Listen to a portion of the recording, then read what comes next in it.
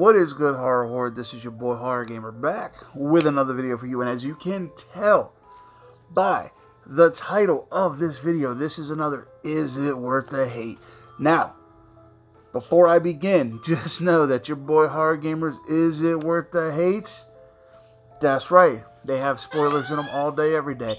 So if you haven't seen this movie, go check it out. Come back, let me know in the comment section what you think, whether you liked the movie, whether you hated the movie, whether you agree with me, or whether you disagree with me. But just know, anything beyond this point of the video is on you. So, with all that being said, as you can also tell by the title of this screen, the movie that we're going to be checking out and seeing if it's worth the hate is Resident Evil Extinction. So, is Resident Evil Extinction worth the hate that it gets? Well, let's take a look at that tomato meter and see what they're saying.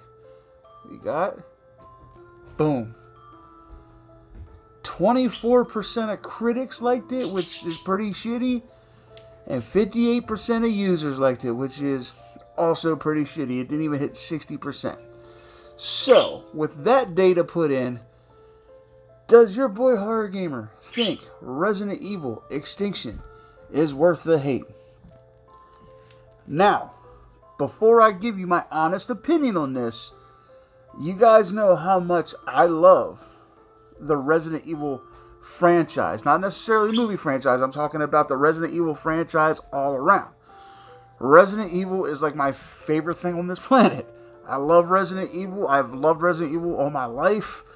And with all that being said, with that disclaimer out of the way, by default, I have to like this movie because it's Resident Evil. But is it worth the hate? 100% absolutely. It's worth the hate. Guys, I'm sorry. Like I said, just because you throw Resident Evil on the fucking title of the movie and, you know, you put some zombies in it, doesn't make it a Resident Evil movie, okay? This is what I mean by that. When Resident Evil came out, the franchise, when it first started, it was a survival horror video game, which means you have to find a way out of the mansion. You have limited supplies. You have to solve puzzles to progress through the story. Okay. That was Resident Evil. Limited supplies, monsters hiding behind every corner, nook, cranny, whatever, solving puzzles to move forward into the story, and trying to find a way to just survive. Okay, that was the essence of Resident Evil. Well, somewhere along the lines, Resident Evil kind of went to the dark side in the fact that after the game Resident Evil 4, it took more of an action kind of, it went sort of like an action way for a little bit, and this is the product of that. And what do I mean by that?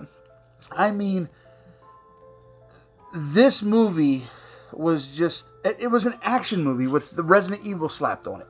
Okay, it's about this girl Alex, who she's biochemically enhanced to be like this super human. And she single-handedly is taking out all these monsters and whatever.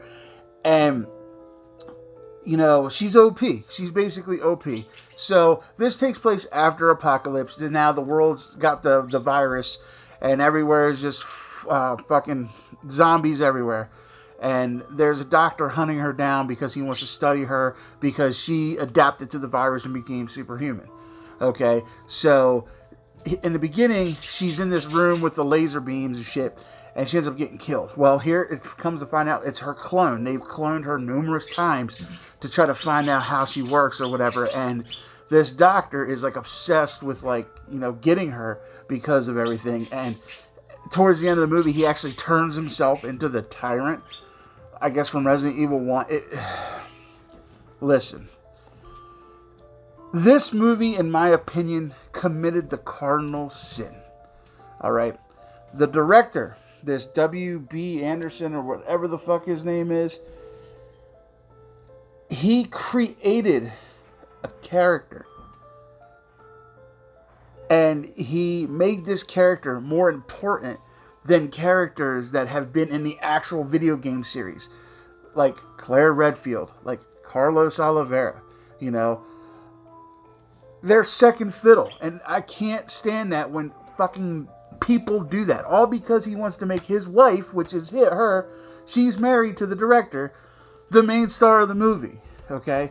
I could see, you know, making her one of the main characters, but to put characters that have been established into the series, put them in the movie, and not even make them like main characters, just like side characters for her to fucking toy with. That's what annoyed me about this movie. You know what I'm saying? That is 100% the cardinal sin in anything. Don't take an established franchise.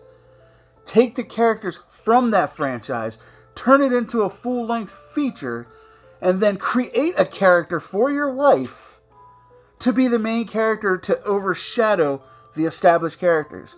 That annoys the shit out of me beyond recognition. I can't stand it. I hate when things do that.